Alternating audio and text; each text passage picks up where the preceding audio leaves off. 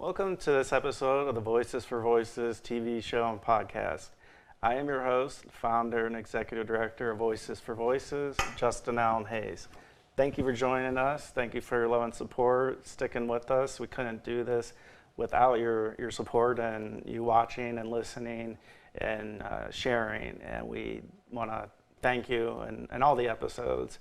So thank you for that. We're very gracious to have this opportunity to come into your homes, into your car, subway, taxi, wherever you are, however you consume this video, watch it on Hudson Community Television, or listen on, I think we're up to maybe 16 or 17 different audio platforms. You can think of that as like Spotify, Apple Podcasts, etc. So wherever you like to download and listen to shows, we would greatly appreciate that. We have quite the diversity of guests and topics, and again, we're Voices for Voices, so we want to share the voices of humans is really at the high level, as well as we have this lofty goal wanting to help 3 billion people over the course of my lifetime and beyond. And we can't do that. I can't do it alone. Our organization can't do it alone. And so it's through our guests and their stories and experiences and how they're sharing that is an additional catalyst. And so we thank our guests, obviously here today, but all of our previous guests, and then into the future. We're going to be hitting at least episode 300 by the end of calendar year 2025, and that includes in studio episodes as well as out of studio episodes remotely. We do some filming from time to time at different events. We have some coming up towards the end of summer, kind of early fall. So you'll obviously be included and able to watch and listen to those. So today we are going to be speaking with, call it this part 2, segment 2, with our in-studio guest, Rabbi Michael Steven Ross. And Rabbi Michael is a Reconstructionist rabbi. He lives in Beechwood, Ohio. He's the senior Jewish educator at Kent State Hillel, and rabbi of Temple Beth Shalom in Hudson, Ohio. He is also an adjunct professor at Kent State University, where he teaches the Hebrew Bible and modern Jewish thought. He is a jack of all trades. He's so talented. He also is a Jewish meditation instructor who has developed a number of meditation groups, and those are forming kind of as time goes on and new groups form. And we invite you, if that is of interest to you, to reach out. Rabbi Michael definitely be happy to include you and your friends, family, significant others as well. Rabbi Michael also directed a private learning center, Hayam, which is dedicated to present tense Judaism for 5 years. And he also directed synagogue schools in the state of Delaware, Pennsylvania, and North Carolina. Rabbi Michael is a member of the founding cohort of Rabbis Without Borders. He is also a published curriculum writer who also co-edited the recent children's prayer book, and I'm going to go to Kol HaNoah.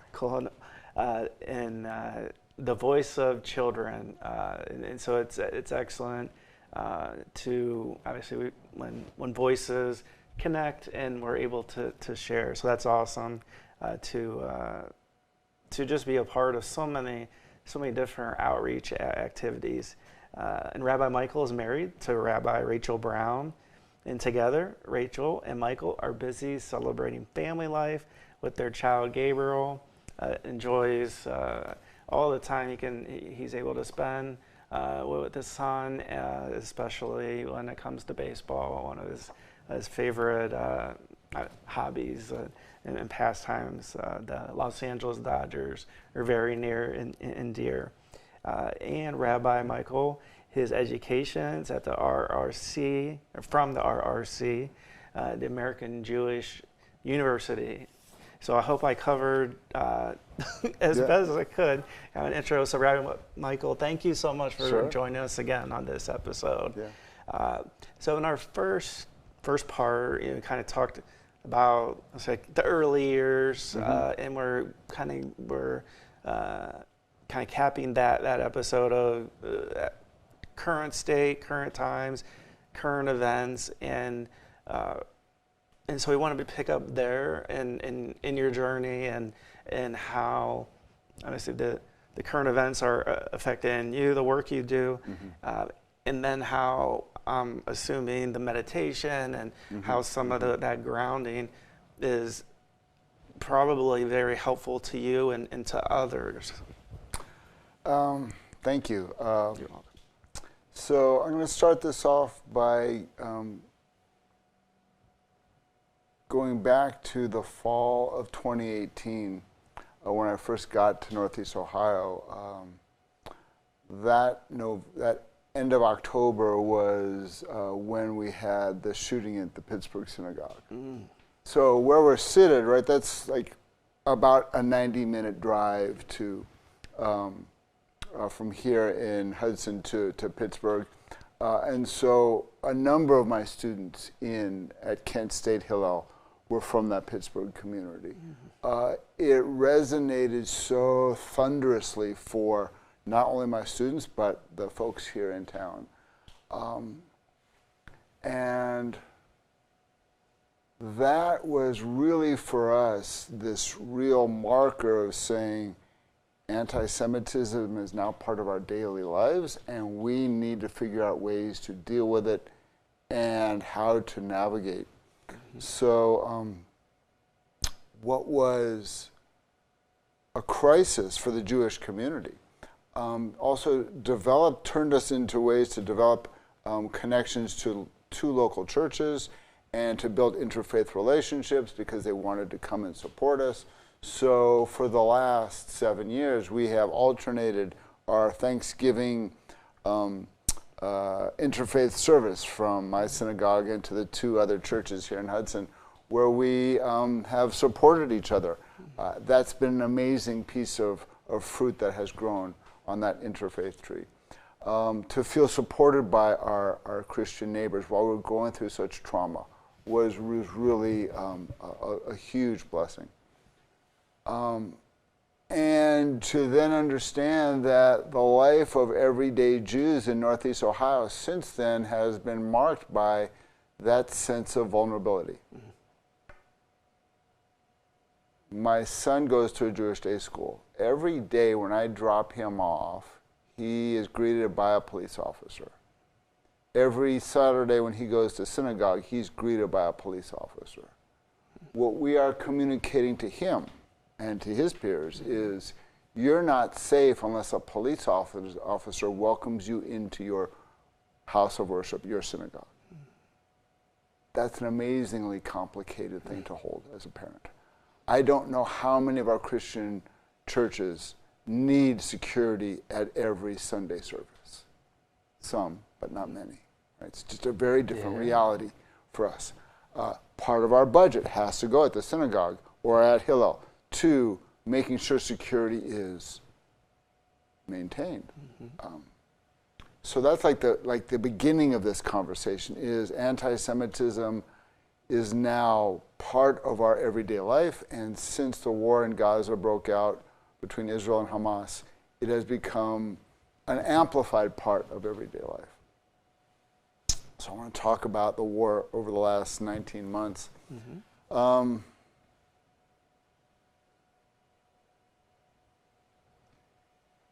My work has changed because of the war. And it's really a fascinating thing to focus on, like what do I do now differently, because my students at Kent State need someone who will listen to them without question, wherever they are responding to the war, left, right, or center. My members in Hudson need someone who will hear their anxiety, hold their pain, allow for us to talk about that. So the first piece of this, I think, for the Jewish community was just navigating the experience of communal trauma. That event on October 7th was such a break, such a horrible tearing of a sense of security that for all of my life, Israel had been a place where Jews go to feel safe. And then on that morning, it was not a place to feel safe. So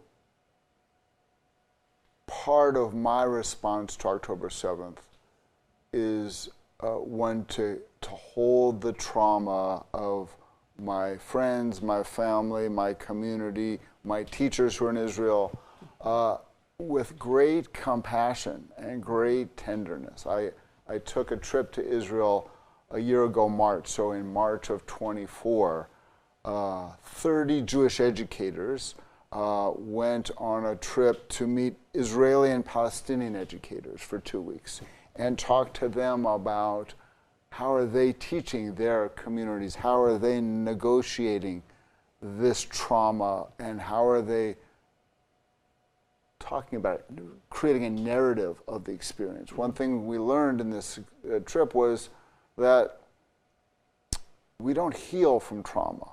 We move on from trauma. We learn to tell the story of the trauma, and hopefully our narratives that we begin to tell after the trauma allow us to engage with life afterwards. So the piece I was holding was not just the pain of the Israelis I was meeting and feeling connected to, and that sense of peoplehood, really feeling vibrant and passionate, but also the pain of the Palestinian civilians, the mothers who were burying their young children, who were also going through great trauma as well. And so I felt like on that trip I was carrying both traumatic experiences side by side. Certainly feeling more connected to the Israeli trauma, but also shedding many tears on many days over the Palestinian trauma as well. And I came back from that trip with a very simple idea. I felt a great joy of feeling connected to my Israeli friends and family and teachers. And I also felt a great sadness of their stories, bearing witness to their pain, allowing them to offer up their story and hear it without judgment, just as a sacred piece of what they needed to tell us, was very important, but also very heavy to hold that. So I've said that since I've come back, I came back from Israel holding 2 cups. One is a cup of wine. In Psalm 23, we talk about kosi ravayah, the cup overflows with joy. And so I feel a great sense of joy in my connection to my friends and family in Israel. And I hold a cup of tears. And that cup of tears is also overflowing. And to walk through life with both of these cups is just a different experience, right? That we're all a half step away from breaking down in tears at any moment. And we're feeling very much connected to the power of Jewish community. So one thing I've been paying attention to, going back to that time last March, was my need as a leader to be more grounded and present with my community. That the first couple of weeks of the war was so unnerving and so shifting a focus on like reality that I felt like I needed to have a daily practice of grounding myself before I got into work. And so I had a 3-part rotation that every day I would go for an hour-long bike ride out by Gates Mills, or I would have a half an hour of meditation and prayer, or I would be in a communal prayer setting. And that rotation from bike riding to prayer and meditation to being in community were the ways I could feel centered, buoyant, aware of who I was. Because when I was on that bike in Gates Mills, nature was beautiful and life was okay. The chaos was manageable. When I was in my meditation sits, I could notice how my body was that morning. I could notice my emotional realm and whether I was feeling connected to my emotional realm. I could notice the thought patterns that would arise in my mind, and then I could invite my soul to be present with all of that. And so that 4-part meditation that I developed during that time really has allowed me to feel a sense of centeredness and like I can be in the pain and I can still celebrate the beauty of a spring day. And so for that first year of the war, I really felt like I was doing a lot of compassion work, a lot of work on noticing my own sense of compassion for my students and for my congregants, for the Israelis, for the Palestinians. And what I began to pay attention to was that I was leading from not a place of wisdom, but a place of compassion. Or best said, a place of compassion informed by wisdom. And that was really new for me. As I mentioned last time, I like to think my way through things. I like to be the journalist or the scholar who can pull the books off the shelf and study them and tell people about the history or the context. I felt like when the war started, I didn't have any answers. And I felt like my folks still needed me to give them a sense of connection. And so the thing that I connected us to was community. We could find community every Friday night, every Saturday. We could find a sense of togetherness, because when we were in community, what I did pay attention to was when we were in community, we could share our own experience of the week. We could talk about the stresses, the anxieties, and we could hear other stresses. We could get out of our own head and realize that the group that was in our community coming together to be with each other was able to hold the pain, the anxiety, and that we could then go on and study some texts together, pray some stuff, do some meditation, whatever the piece was. We could do that because the community could be that survival, that Noah's Ark that could float through the storm. And so I think for me, the grounding of the daily practice and being in community a lot each week were the ways I could allow myself to move from more of a scholarly rabbinic voice to more of a chaplain voice, to be able to teach from a chaplain's perspective. How is the pain landing with us this week? What's new about our anxieties, our stresses? And so from October 7, 23 until last fall, I felt like that was kind of our reality. And then as the election hit and we began to see the results of the election and the chaos that has ensued, whether you're on one side or the other of the chaos, we are living in chaotic times, both here in America and in Israel. That the same techniques, the same skills that I'd been working on during the war would be the skills and techniques I could use to navigate this chaotic experience. So we're now filming this in May, and a week from Thursday I'll have my first meditation group at Temple Beth Shalom. And so every other Thursday night at 7:30 we'll sit and we'll learn basic grounding practices to navigate the chaos. And I'm hoping that will be a beautiful conversation where we can have a different conversation, not based on the politics of the story that hit the front page or our social media feeds, but more our own experience of noticing our breath, noticing our bodies, and then allowing that information to be the conversation we have a way to talk about. Because I do think we're in a very interesting choice on a daily basis. We can choose to be swept away by the chaos, and most of us do. Mm-hmm. Or we can start our day with some gratitude practices. I can take 10 minutes and say the morning prayers. I can take 10 minutes and have a morning meditation. I can hop on my bike and go for a morning ride, and that will change my day. Oh, if that's the way I start my day, with gratitude, and maybe do a little bit to bookend the end of the day, then the noise becomes a diet. How much noise do we want in our lives? How much chaos can we manage? We get to have some choice, some volition, some agency on how much can we tolerate. We might need to be aware of the news stories that are unfolding, but we get to choose when we want to be engaged with that conversation.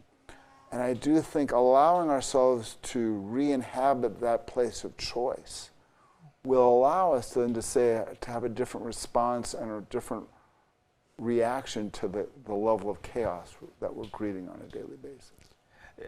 That is truly amazing, because as you were speaking, the first thing that came to mind before you got to the 3 or 4 things and grounding at the beginning of the day was, how do you take your thoughts, your feelings, and then others.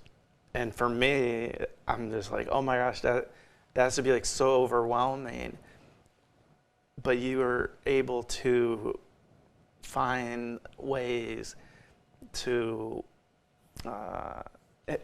limit that as much as possible, to be in that as calm as possible before you kind of start the day. Mm-hmm. And I think for anybody that's gone through any type of trauma, current, past, that is helpful. And what works for you may work for them. Right. And what works for others may not work for us. And I think just that explanation of knowing that, okay, here's a person at the human level, and here's a way to get through a situation as best as possible. Mm-hmm.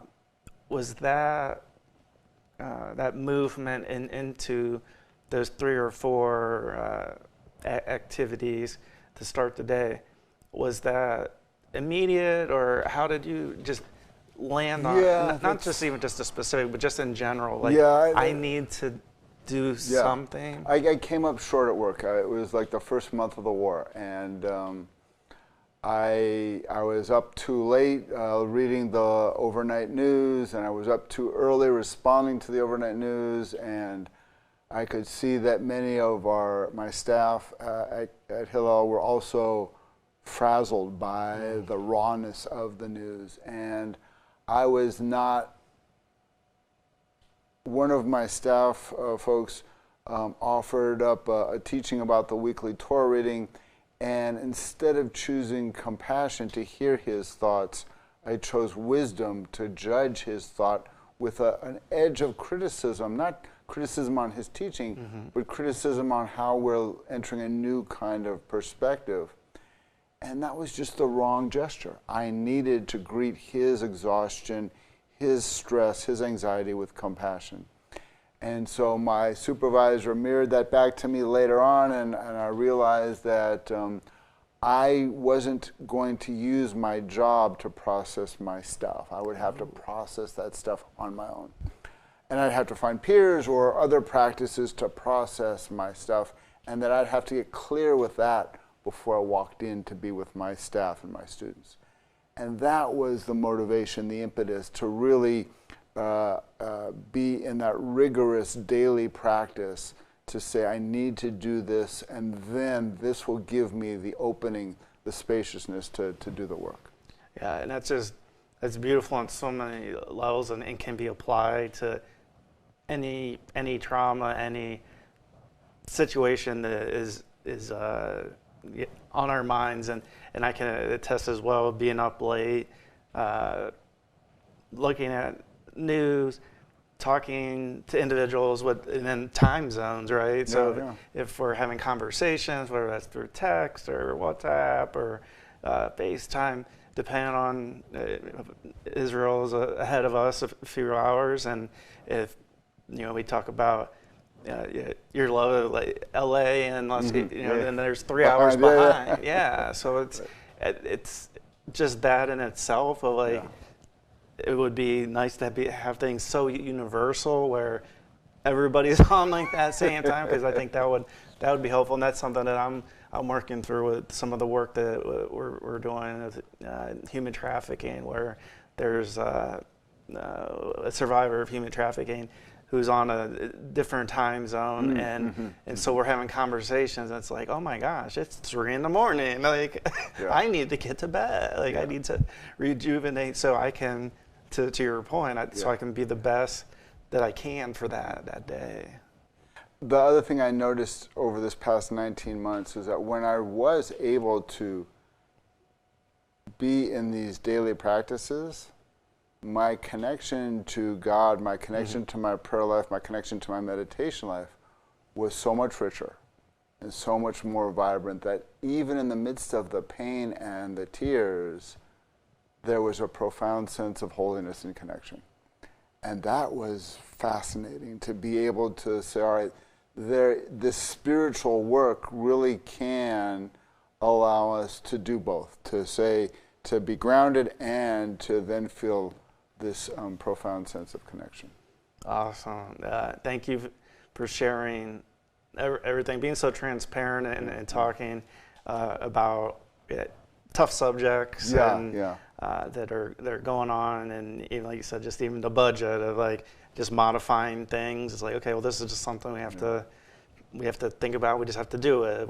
There's no, I mean, there is an option, but the safe option is security. Let me add a quick piece about anti-Semitism on college campuses. Oh, please do. A piece that's showing up in the newspapers and social media on a regular basis. It's a real thing. There is a profound, heightened experience by my students of anti-Semitism. Some of it is anti-Zionism. Some of it is just old-fashioned anti-Semitism. But there is a daily experience of anger, mistrust, and hatred for many of my students. And then they have to figure out what to do with that. So part of this, I think, is we've lost, since the war has broken out, some of our relationships, some of those interfaith relationships I spoke about.